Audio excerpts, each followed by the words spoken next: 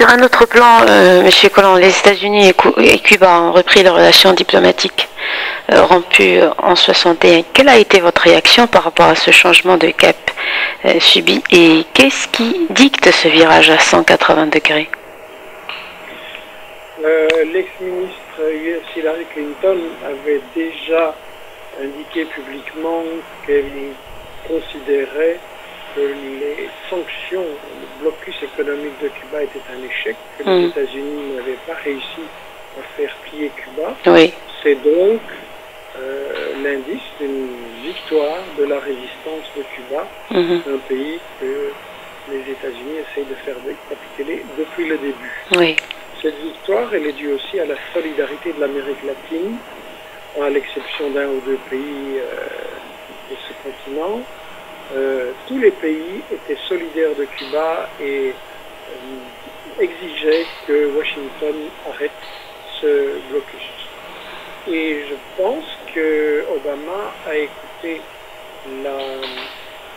ce que lui disent toute une série de multinationales US, à savoir qu'ils étaient en train de perdre des marchés non seulement à Cuba mais aussi en Amérique latine face aux des rivaux internationaux.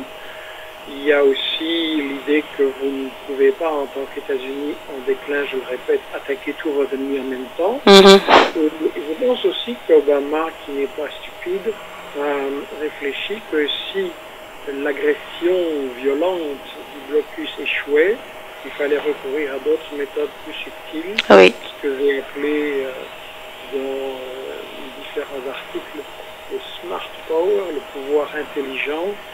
C'est-à-dire qu'il va essayer de corrompre Cuba par différentes méthodes, d'infiltrer des agents, ça il l'a déjà fait, mais alors plus systématiquement, d'infiltrer des agents, des ONG bidons, pour essayer de provoquer un changement du système à Cuba. Et ce serait une catastrophe, parce que Cuba connaît des problèmes économiques, il doit certainement s'interroger sur sa gestion économique, mais il ne faut quand même pas oublier, en étant un pays pauvre et sous blocus, Cuba a atteint un niveau plus élevé pour sa population au point de vue de l'éducation et de la santé qu'aux États-Unis même. Donc, c'est une catastrophe de jeter l'enfant avec l'eau du bain. Il faut absolument soutenir les Cubains dans leur volonté de garder les acquis de leur révolution. Et ce rapprochement intervient au moment où l'Occident veut mettre la Russie à genoux. Y parviendra-t-il? La Russie résiste très bien et en fait, elle est en train de songer à renverser ses alliances. Pendant des années, elle a essayé une histoire d'amour avec l'Occident, Europe et États-Unis, mais l'amour n'était pas payé en retour. Donc, je pense que la Russie a pris conscience depuis un certain temps que oui, les États-Unis travaillent à renverser son gouvernement, à recoloniser et à contrôler ses richesses pour les multinationales US. La Russie résiste, je disais, mais à mon avis, cette résistance est affaiblie par le fait qu'on y adhère en partie aussi aux théories du néolibéralisme du capitalisme occidental. Et là, si on veut avoir une adhésion très ferme et très solide de la population russe, il faudra faire comme Chavez ou comme Evo Morales. Il faudra un État social, il faudra une économie au service des gens, et il faudra trouver une forme d'économie, d'organisation de la société qui satisfasse vraiment aux besoins de toute la population. Et notamment, là va se poser le problème des oligarques et le problème du grand écart des fortunes. Et alors, comment expliquez-vous l'inquiétude tranquille, si j'ose dire, des autorités russes face à la chute du rouble et de la crise économique qui en découle? Écoutez, dans ce genre de situation, on ne connaît pas toutes des stratégies secrètes, en tout cas en temps réel. Je pense qu'on est dans une partie d'échec et il me semble que Poutine est un très bon stratège. Nous sommes? Et il me semble que Poutine est un très bon stratège. Ah, d'accord. D'accord.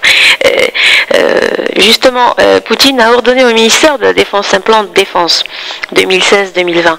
Cela voudrait-il qu'une confrontation armée avec l'OTAN serait envisageable?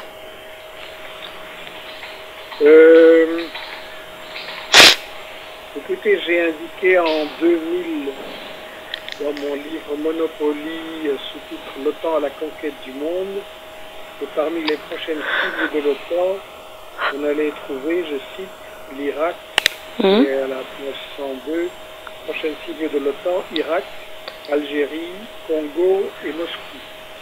Et donc, on a vu déjà avec l'agression contre la Yougoslavie en 1999 que c'était aussi une guerre contre la Russie et que par la suite on n'a pas cessé de priver la Russie de ses bases militaires extérieures et de ses alliés et qu'on a vraiment fait une OPA, on a tenté une OPA sur les richesses de l'économie russe grâce à la collaboration de Helsinki, qui était un dirigeant mis en place par la CIA. Et dès ce moment-là, on avait indiqué dans ce livre que la Russie allait certainement recourir à un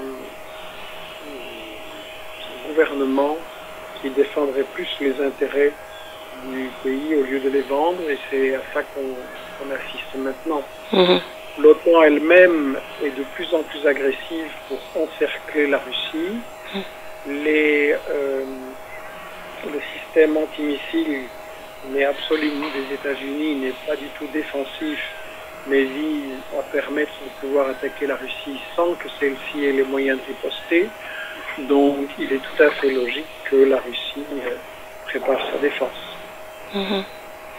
Pourquoi pensez-vous que l'Algérie est dans le collimateur aussi de l'OTAN? J'ai déjà eu l'occasion de le dire, l'Algérie, excusez-moi, a joué un rôle très important dans le mouvement des non-alignés, qui était insupportable pour les États-Unis et les grandes puissances occidentales.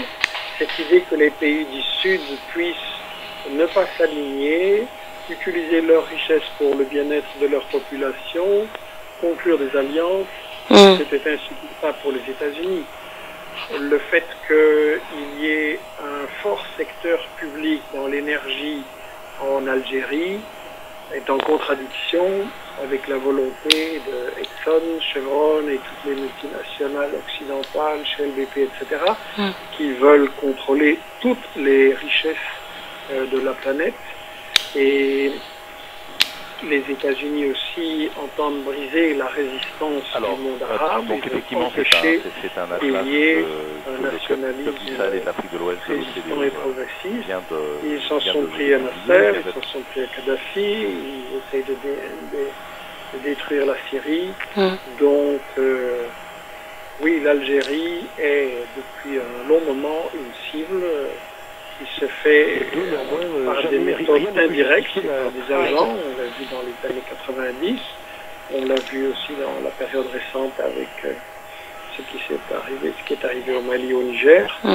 Est-ce qu'ils ont commencé leur déstabilisation? Hier au siège du Oui, la déstabilisation a commencé, et comme je le disais, on ne peut pas attaquer tout le monde en même temps, mais on prépare le terrain.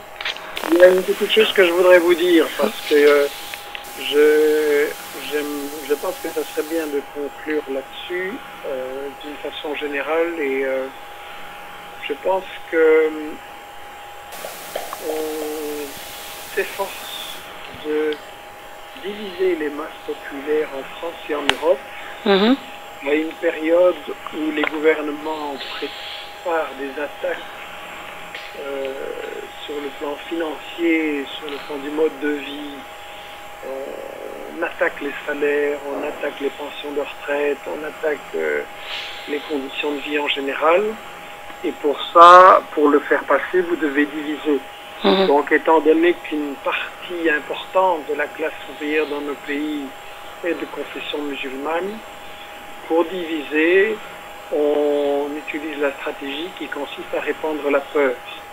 il faut, dans toutes ces campagnes racistes et islamophobes, développer l'idée que le musulman est dangereux. Oui. Et donc ça vise à empêcher l'unité de la classe travailleuse en France et en Europe. Et ça vise donc, c'est pour ça qu'on répand l'islamophobie.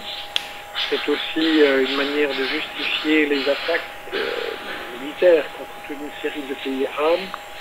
Et je pense que là-dessus, il est très important de développer une stratégie des forces de résistance qui consiste à combattre l'islamophobie, à jeter des ponts, à lancer des débats sur la façon dont les médias manipulent l'opinion, et lancer ce débat pas seulement entre les gens qui sont convaincus, mais aussi avec ceux qui se font avoir. Et je pense que c'est une tâche qui nous incombe à nous ici en Europe, mais pas seulement. Et je pense que les populations de pays comme l'Algérie ont un rôle important à jouer, qu'il faut beaucoup plus de coopération dans ce débat des idées, dans ce débat sur comment assurer un avenir à l'humanité.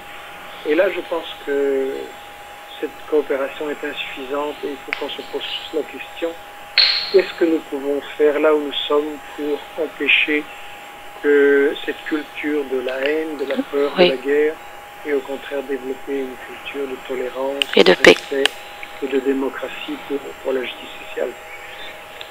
D'accord. Merci beaucoup, Monsieur Collomb.